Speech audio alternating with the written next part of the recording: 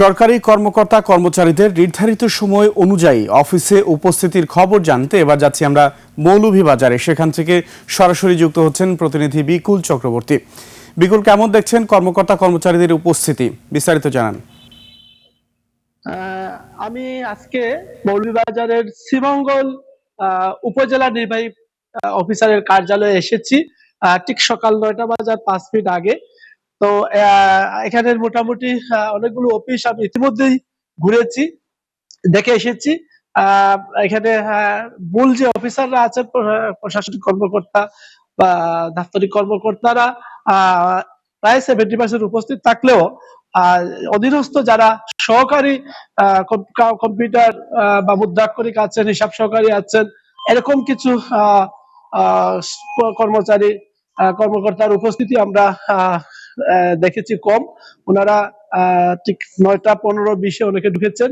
আমরা একটু দেখছি আমাদের উপজেলা নির্বাহী অফিসার এখানকার শ্রীমঙ্গলের আছে কিনা, যাচ্ছি আমার রুমে। আমরা আপনারা এখানে দেখতে পাচ্ছি উপজেলা নির্বাহী অফিসার উনি আছেন। আমরা আপনার এই অফিসটি আজকে ঘুরে দেখেছি, এই বিভিন্ন কর্মকর্তার কার্যালয়। আমরা দেখেছি প্রায় 70% উপস্থিত আছে, বা 30% এর উপস্থিতি কম, এবং কিছু সহকারী যারা আছেন তাদের কিন্তু উপস্থিতি এখনো কিন্তু হয় নাই। এখন কিন্তু প্রায় 9টা 25 বেজে গেছে। আপনি একটু বলবেন এই ব্যাপারে। ধন্যবাদ।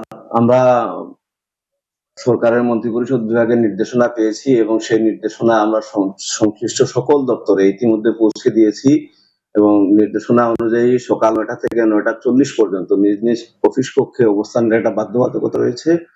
এটা সকলেই মেনে চলার কথা। যাদের সমস্যা থাকে, ফিজিক্যাল অথবা পারিবারিক কোনো সমস্যা থাকলে তারা আগে থেকে তার সংশ্লিষ্ট ঊর্ধ্বতন কর্তৃপক্ষকে অবহিত করেন।